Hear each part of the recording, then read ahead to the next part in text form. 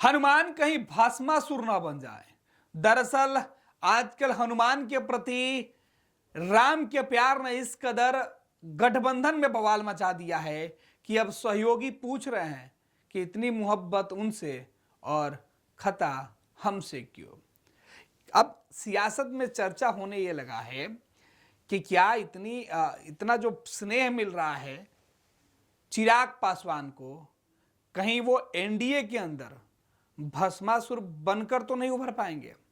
हमारे साथ हमारे सहयोगी अमित है, समझेंगे अमित आखिर ऐसा क्यों।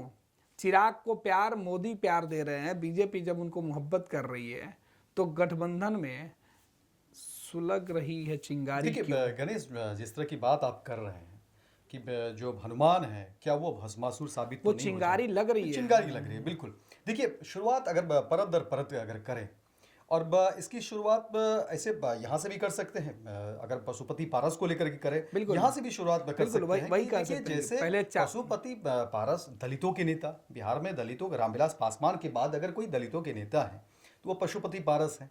लेकिन देखिए कि एक झटके में चिराग पासवान ने पशुपति पारस को अलग कर दिया, गठबंधन से अलग कर दिया। अब तक वो गठबंधन में खींच के चल रहे थे, बिल्कुल दूर दूर से गठबंधन में थे। पशुपति पारस मतलब कोई व्यक्ति नहीं, आखिर दलित वोट बैंक भी तो हटेगा। रामविलास पासवान, पशुपति पारस मतलब रामविलास पासवान का टैगलाइन। बिल्कुल। अगर जहां रामविलास पासवान जिस मंच पर नहीं जाते थे तो वो पशुपति पारस को उस मंच पर खाली जगह को वही भरते थे। पासवान समाज में जो एक बड़ा वोट बैंक, एक बड़ा तबका है जिसकी आज चिराग पासवान नेता खुद कहते हैं, उस वोट बैंक को सींचने में वजह भी रहा कि रामविलास पासवान के जाने के बाद केंद्रीय मंत्रिमंडल में चिराग को तो जगह नहीं मिली, पशुपति पारस को ही जगह मिली थी। मोदी ने जो है उस समय पशुपति पारस को ही जगह दी थी। लेकिन हम लोग जिसकी चर्चा कर रहे हैं कि आखिर बिहार में विधानसभा चुनाव में क्या चिराग पासवान हनुमान का जो है मतलब वो कैरेक्टर वो कहीं बदल करके कहीं भस्मासुर तो नहीं बन जाए। बिल्कुल।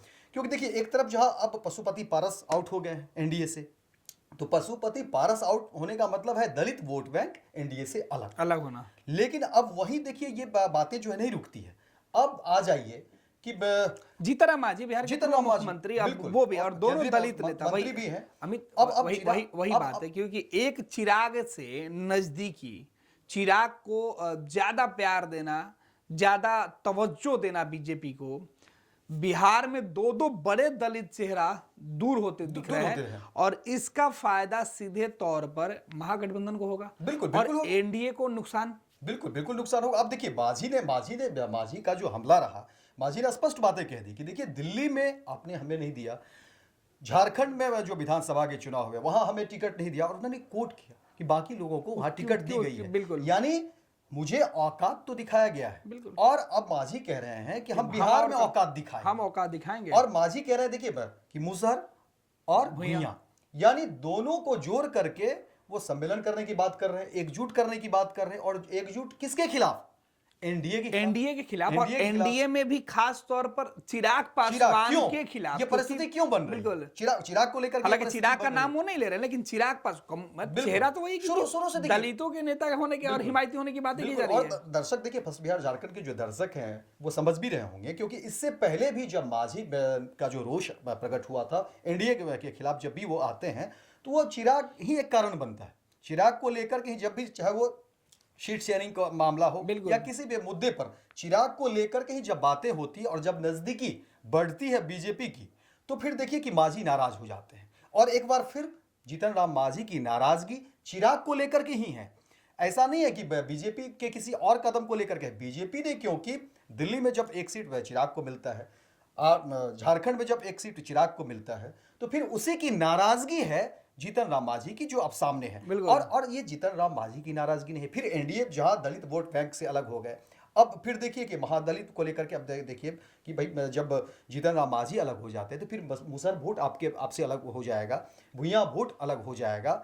और फिर ये चीजें यही नहीं है गणेश, क्योंकि आप तो कवर करते रहे तमाम पिछले विधानसभा चुनाव को भी देखिए कि जदयू आज भी नाराजगी है जदयू में। बिल्कुल अमित, वही बात मैं कह रहा था कि अब भस्मासुर कहने का मतलब यही, हालांकि ये एक तरीके से हम वो चिराग पासवान को भस्मासुर कह नहीं रहे, एक राजनीतिक संज्ञा जो लोग दे रहे हैं, जो चर्चा चल रही है, चर्चा कर रहे हैं, चर्चा हम उसकी कर रहे हैं कि भाई लोग उदाहरण भी दे रहे हैं और कारण भी बता रहे हैं। कारण लोग कह रहे हैं कि 2020 का चुनाव आपको याद होगा तो चिराग पासवान ने ही एनडीए में नीतीश कुमार की लुटिया डुबोई थी बिल्कुल। और नीतीश कुमार के लिए चिराग पासवान भस्मासुर बने थे और इस बार कहीं बीजेपी के लिए ना बन जाए, ये बात लोग कर रहे हैं अमित। देखिए 71 सीटें अगर 2015 में की बात करेंगे तो 71 सीटें थी जदयू की, और फिर 2020 आते आते जो चुनाव हुए 43 43 सीट। अब समझिए, और टारगेटेड सीटें। चिराग पासवान ने वही अपने उम्मीदवार उतारे जहां पर जदयू के उम्मीदवार थे। बिल्कुल उन्होंने बीजेपी से परहेज नहीं किया, बिल्कुल। ठीक है, गठबंधन का हिस्सा वो नहीं थे, लेकिन सीधे सीधे उन्होंने चुनौती दे दी थी और नीतीश कुमार को चुनौती दिया, जो हाल तक वो जो अभी नीतीश कुमार खुद कह चुके हैं, उनके पार्टी के तमाम नेता कहते रहे कि चिराग पासवान बीजेपी के साथ है और नीतीश कुमार जब महागठबंधन में थे तो नीतीश की पूरी पार्टी यही बात करती थी कि हमारे खिलाफ जो साजिश की गई थी इस वजह से हम तीसरे नंबर पे आए, नहीं तो हम बीजेपी के साजिश के। और चिराग पासवान को बढ़ाने में कौन लोग है? बीजेपी ने, अमित हम आपको थोड़ा सा मुद्दा से बाहर ले जाएंगे, बीजेपी ने आवश्यकता के हिसाब से चिराग पासवान को हनुमान बनाया, चिराग के माध्यम से ही चिराग का ही घर जलाकर उसी में आग लगवा के पशुपति पारस को अलग करा दिया, पशुपति को साथ लेकर चिराग को अलग कर दिया गया और फिर चिराग को साथ लेकर पशुपति को अलग कर दिया। तो खेल बीजेपी ने खेला है और अब इसकी जो है सीधे तौर पे अब ये बात बिहार के दूसरे नेता समझ चुके हैं कि भाजपा अपने हिसाब से दूसरे की औकात नाप लेती है। और देखिए अब चीजें क्या होगी, एनडीए ठीक है, कहने के लिए तो 5 दल है, सब कुछ साथ जो है कार्यकर्ता सम्मेलन भी हो रहा है, सब कुछ हो रहा है, लेकिन जमीन पर ये चीजें नहीं हो रही और आपको जमीन पर ही मजबूती दिखानी। बिल्कुल। जमीन आपकी अगर मजबूत नहीं होंगे तो फिर आप चुनाव में कैसे जाएंगे, और चुनाव में जाएंगे तो फिर आपकी जीत कैसी होगी? और जमीन तब मजबूत होगी जब साथी को संतुष्ट रखेंगे। अब देखिए कि पशुपति पारस तो पहले ही आउट हो गए, उनको सीट नहीं, क्यों आउट हुए इसका भी कारण समझना होगा अमित। उनको लोकसभा चुनाव के दौरान उनकी सीटिंग सीट काट दी गई, उनके हिस्से की सीट भतीजे को दे दिया गया, चाचा को बेदखल कर दिया गया, कहा गया कि आगे एडजस्ट किया जाएगा, सम्मान दिया जाएगा। हालात ये बने कि मंच पर पशुपति पारस के पोस्टर लगने बंद हो गए थे। उपचुनाव में पशुपति पारस को लग रहा था कि चलिए हमको जगह मिलेगा, कुछ नहीं मिला। अब तो हालात ये हो गए कि बीजेपी के नेता बात तक नहीं करते हैं। और देखिए अब इसका खामियाजा भी भुगतना पड़ेगा। लालू प्रसाद यादव से पशुपति पारस की लगभग बात हो गई, सब कुछ फाइनल है, हो चुकी है। अब जो चीजें हैं वो सीट शेयरिंग को लेकर के कहां पर कौन उम्मीदवार खड़ा होंगे तो वो इंटरनल बातें हैं, लेकिन लगभग बातें तय हो गई। बिल्कुल।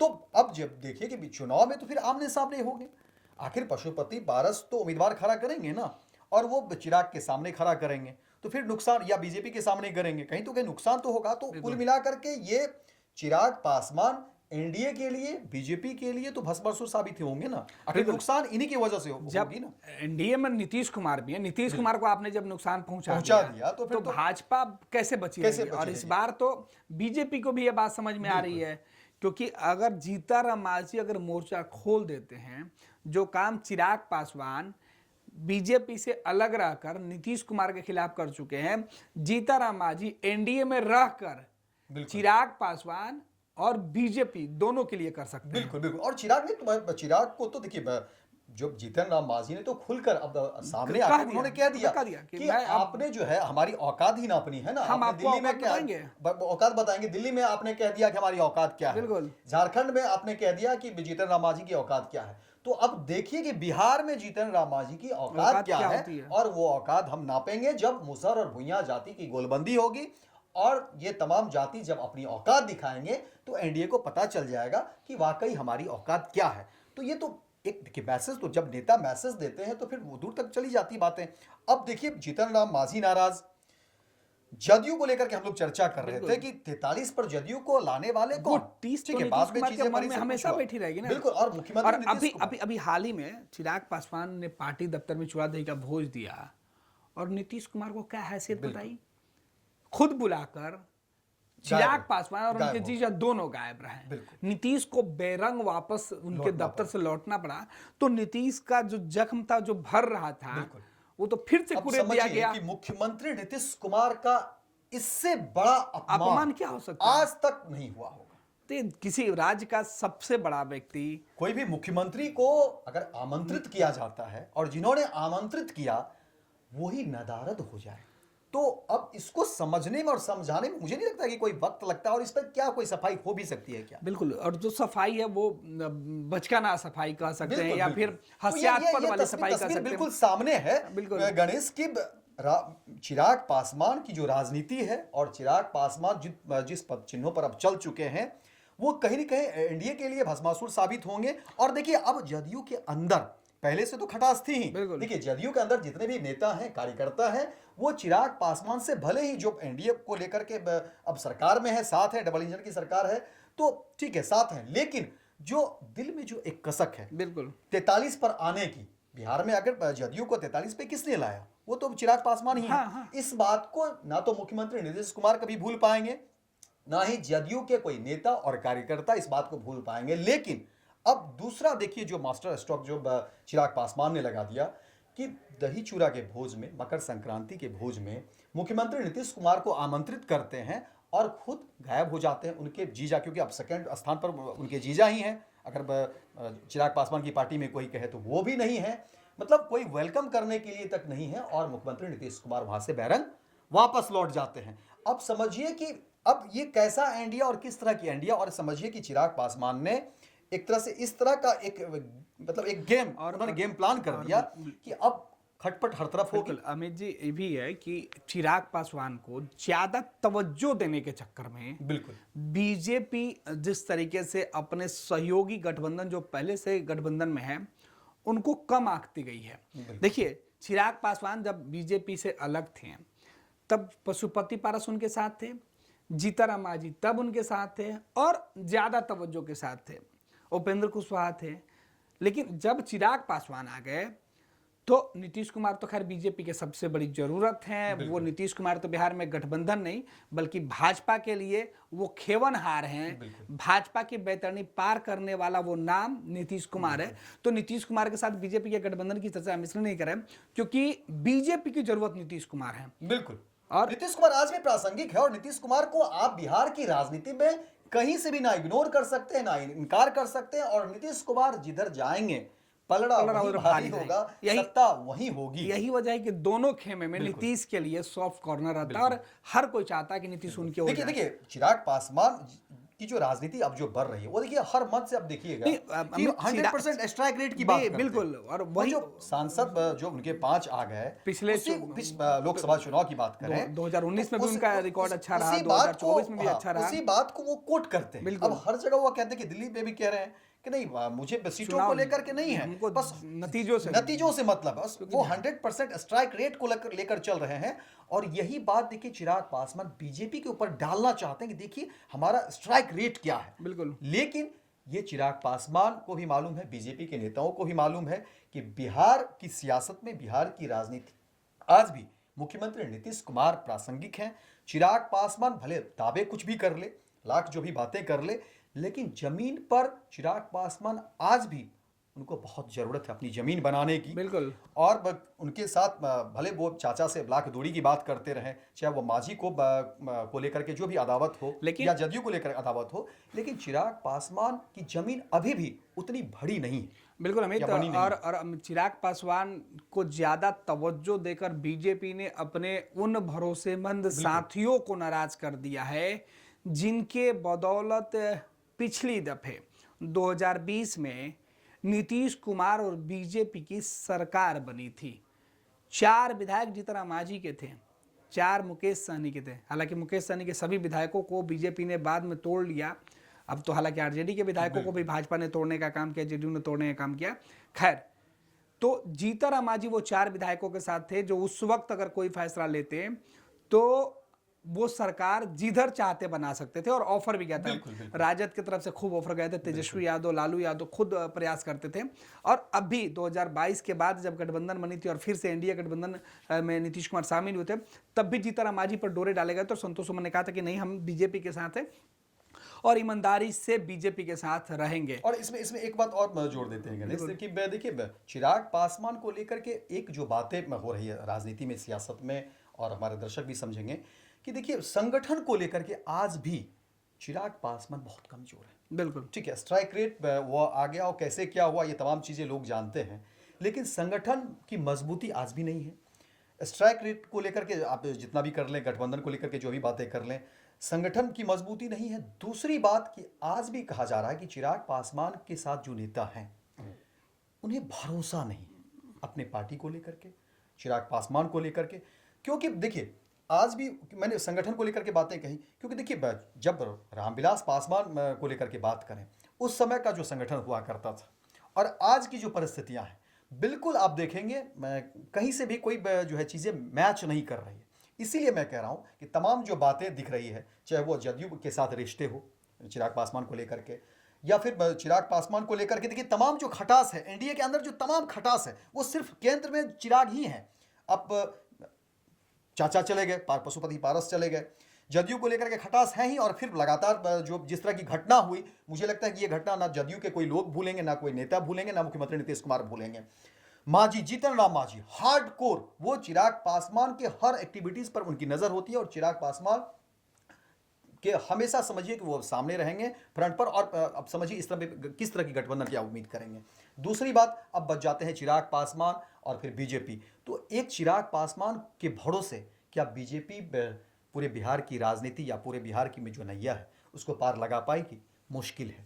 अब तमाम पार्टियों को खारिज करके एक चिराग पासवान के भरोसे जो है बिहार की सत्ता पर काबिज होना बहुत मुश्किल है। और देखिए अंदर खाने ये भी बातें हो रही है कि चिराग पासवान अपने आप को मुख्यमंत्री नीतीश कुमार के पैरेलली सोचना चाह रहे हैं, और वो चाह रहे हैं कि मुख्यमंत्री नीतीश कुमार के बाद, ये भी हम खबर दे देते हैं तमाम दर्शकों को, कि मुख्यमंत्री नीतीश कुमार के बाद बिहार की राजनीति जिस तरह से मुख्यमंत्री नीतीश कुमार को लेकर के चली 20 वर्ष, चिराग पासवान की कोशिश है कि उसी फ्रेम में अपने आप को। चिराग पासवान की 2020 में रही। चिराग पासवान 2020 में खुद मुख्यमंत्री के उम्मीदवार थे अपनी पार्टी की तरफ से, और उन्होंने नारा दिया था कि चिराग पासवान अगला बिहारी, अगला मुख्यमंत्री। तो ये सोच के साथ वो आगे बढ़ना चाहते हैं। लेकिन सवाल वही है कि क्या एनडीए में चिराग पासवान को लेकर के जिस तरह से एक कहीं ना कहीं उबाल है, कह सकते हैं कि मैं कहीं ना कहीं एक दूसरे के प्रति जो है नाराजगी है, तो इसको लेकर के मुझे लगता है कि कहीं ना कहीं जो दिक्कतें आ रही हैं वो सेंटर में सिर्फ चिराग पासवान ही हैं। और चिराग पासवान समय समय पे ये काम वो करते भी हैं, बिल्कुल आपको थोड़ा सा अलग दिखाने। बिल्कुल, बहुत बहुत धन्यवाद अमित। तो बिहार में बीजेपी के सबसे भरोसेमंद और चहेते चिराग पासवान के ऊपर ज़्यादा लाड दिखाकर नरेंद्र मोदी और अमित शाह की भाजपा एनडीए जो है वो मुसीबतों में दिखाई पड़ रही है। अब देखना है कि चिराग के पीछे कहीं बिहार में एनडीए के अंदर कोई बड़ा खेल करते करते खिलाड़ी खेल के मैदान से बाहर ना हो जाए। पैनोरमा ग्रुप, जो सोचता है वो करता है। ये लो मुंह मीठा करो, आज मैंने अपना जॉब छोड़ दिया, अब हम पूर्णिया वापस जाएंगे। जॉब छोड़ दिया है? मतलब ये घर कैसे चलेगा? हम करेंगे क्या? और माँ बाबूजी क्या बोलेंगे? इसलिए मैं एक और मिठाई का डब्बा लाया, अपने बिजनेस के लिए लोन अप्रूव हो गया। अरे लोन अप्रूव हो गया वो तो ठीक है, लेकिन पूर्णिया में हम रहेंगे कहाँ? अपना घर भी तो नहीं है वहाँ। इसलिए तो एक और मिठाई का डब्बा अलग से लाया हूँ। हमने पूर्णिया में घर ले लिया है, पूर्णिया के ई होम्स पैनोरमा में। पूर्णिया में पैनोरमा ग्रुप लेकर आए हैं ई होम्स पैनोरमा। बड़ा घर, आलीशान जिंदगी और अत्याधुनिक सुविधाओं के संग। अरे अरे, अब क्यों मुंह मीठा करवा रही हो? क्योंकि हम घर वापसी जो कर रहे हैं। घर वापसी की खुशी पूर्णिया में ई होम्स पैनोरमा के संग। ई Homes Panorama, luxurious lifestyle.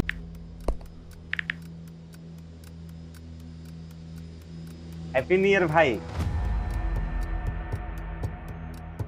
Happy new year. काहे रे भाई, तोर जिंदगी में ऐसा का हो गल कि तोरा की नौका साल हैप्पी लाग रहल बा? मतलब ई कि नयका साल तो आ गइल, हाँ, लेकिन बदले वाला का बा? उहे पर्चा लीक होई, उहे नौकरी खातिर मारा मारी, काम धाम के चक्कर में पलायन, उहे बेरोजगारी, मेडल लटकत रही गला में, माथा पर दुख और चिंता के गोड़ छपाई, सरकार से हक के खातिर रोवा, धरना, प्रदर्शन, लाठी खा, मार खा, थप्पड़ खा। 20 साल से दुख चिपकल बा, कहवा से हैप्पी हो रे भाई? बात तो तू एकदम सही बोला था। अब बता, बिहार के युवन के न्यू ईयर कब हैप्पी हुई? देखो, बिहार के युवन के न्यू ईयर तो तब हैप्पी हुई जब हमनी सब मिल के नया सरकार बनावल जाए। अरे हैप्पी न्यू ईयर।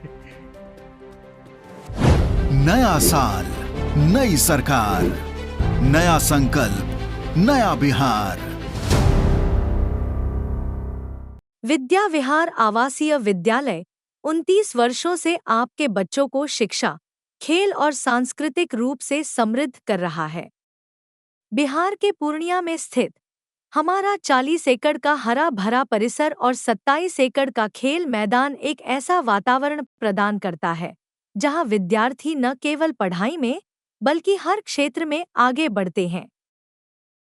सत्र 2025 से 26 के लिए कक्षा 4 से 8 एवं 11 में नामांकन के लिए संपर्क करें 8448448720। Website www.vvrs.org। Netaji Subhash medical college एवं हॉस्पिटल लेकर आए हैं गर्भवती महिलाओं के लिए निःशुल्क डिलीवरी की सुविधा। हाई रिस्क प्रेगनेंसी के साथ छोटे बच्चों का रखरखाव एवं NICU की सुविधा उपलब्ध है। बच्चेदानी का ऑपरेशन, दूरबीन विधि से सभी प्रकार के ऑपरेशन एवं OPD की सुविधा न्यूनतम दर पर प्राप्त करें। NSMCH अम्हारा बेहटा पटना। भारतीय जनता पार्टी का सदस्य बनने के लिए 8800002024 पर मिस्ड कॉल करें। निवेदक भारतीय जनता पार्टी बिहार।